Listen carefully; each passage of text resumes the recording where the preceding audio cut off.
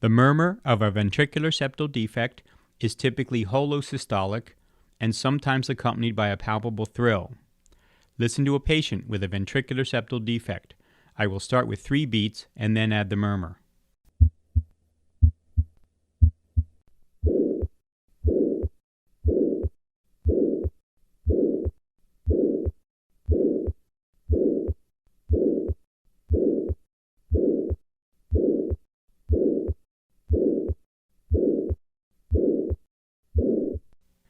This murmur is usually heard best to the left of the sternum in the 3rd or 4th left intercostal space. In the case of a restrictive defect, the murmur is due to the pressure gradient between the left ventricle and the right ventricle during systole.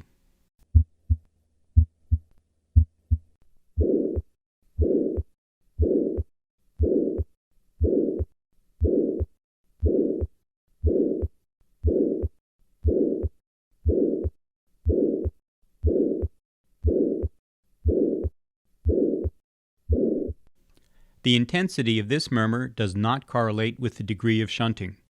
In fact, a small restrictive ventricular defect can produce a grade 5 murmur, while a large unrestrictive defect may have no murmur at all.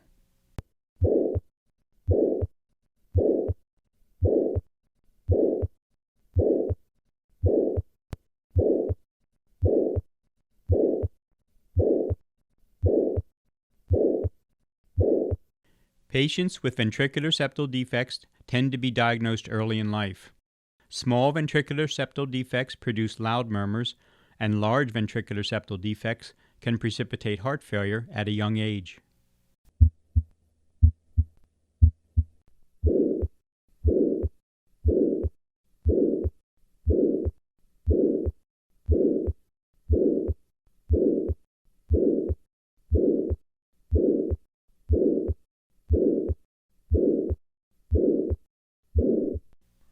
The murmur of ventricular septal defect responds dynamically to changes in afterload.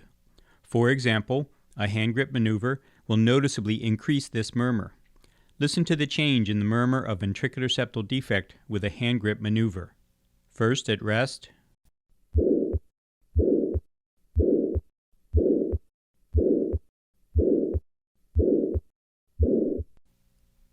and now with hand grip.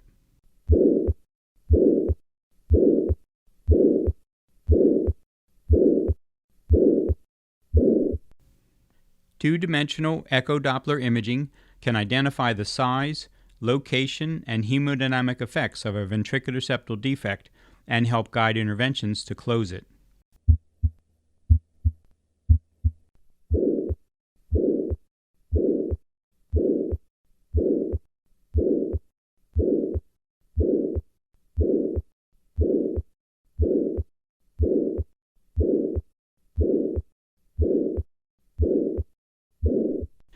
Ventricular septal defect is the second most common congenital heart lesion, accounting for 25% of congenital defects.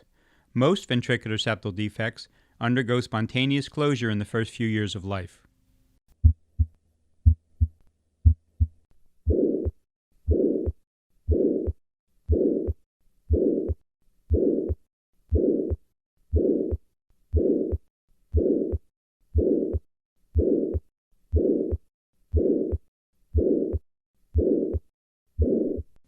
Ventricular septal defects can now be closed with catheter techniques.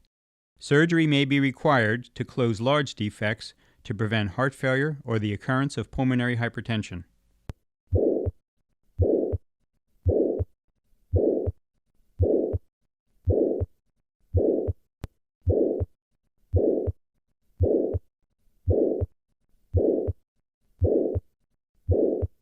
In summary, the holosystolic murmur of ventricular septal defect is heard at the 3rd or 4th left intercostal space and is sometimes accompanied by a palpable thrill.